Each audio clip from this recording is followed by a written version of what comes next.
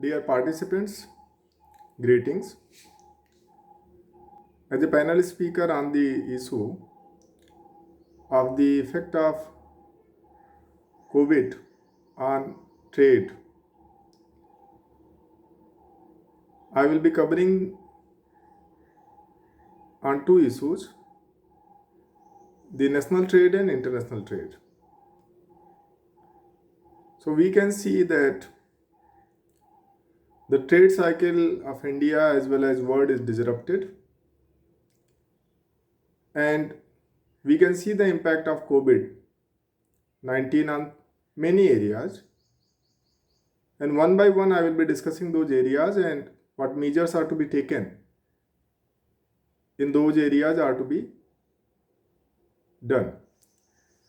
Like if you see, before COVID-19, already there was a slow and distress in the world order, and only two economies, India and China, were having GDP around 6, and all other economies were having GDP around 1.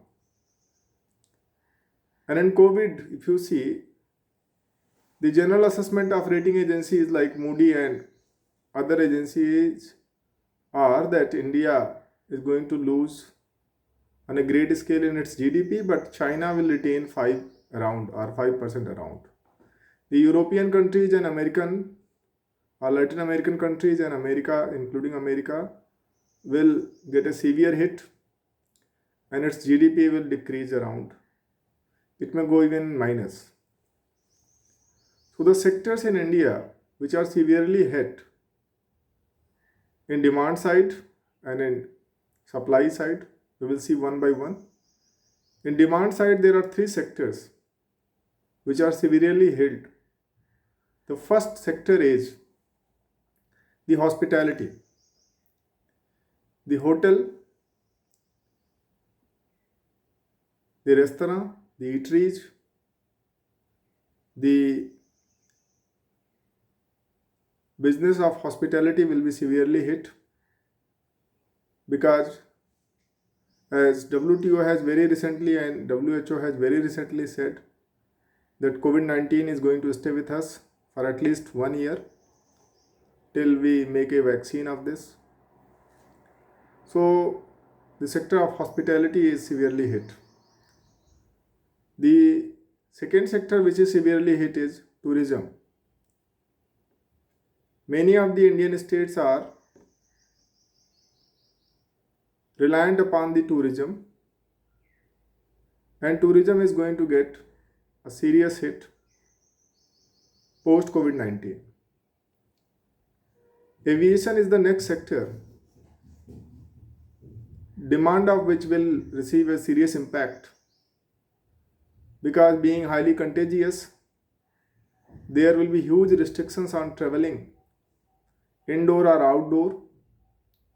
Therefore, the travel bookings will get a major hit in those lines. In supply side, if you see, the COVID-19 will hit sectors like automobiles, pharmaceuticals, electronics, and chemicals because there will be high rise of demand in these sectors. Mobility, electronic communication, medical supplies and medical treatment, chemical supplies and chemical treatment, equipments like PPE, masks, sanitizer, cleaning agents will be demand in more like never before. And the supply chain will be disrupted because most of the ingredients to these sectors are coming from China only. And to maintain the supply chain in this broken time will be very difficult for the world order. Therefore, the supply side of these sectors will be severely hit. Then, one major area which will be very much hit by the COVID-19 is export and import business. As we know that export and import is responsible for maintenance of foreign exchange ratio and is also responsible for maintenance of the rupee convertibility against the dollar. That's why the export and import balance, which is known as payment of balance, will again get a severe hit in the domestic market. So China again is a great exporting partner of India, and India exports 36% of diamond to China only and 34% of petrochemicals to China only. But because our supply is broken, hence Indian export business will get a severe hit during COVID-19 and post COVID-19. As I told you, aviation and tourism has received the major setback, and in aviation sector we are expecting a 30% drop post COVID-19. Then the capital market and financial market is again receiving a severe hit. We have witnessed rallies in capital market. There has been the highest buying and selling in the capital market, and we are witnessing drop of Sensex and NSE, Nifty like never before, and that is sending a message to investors because they are basically not happy in their investment because that is dwindling like anything. The next sector which is receiving a hit is e-commerce sector.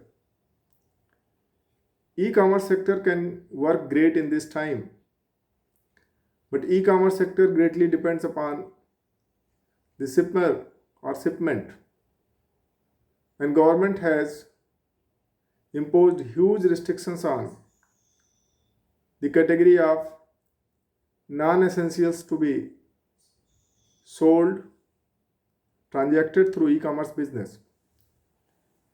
The e-tailers or e-commerce businessmen are trying very hard to negotiate with the government to bring more and more things under the head of essentials, like they are negotiating for electronic items, mobile phones, computers, and computer peripherals to be put in essential items.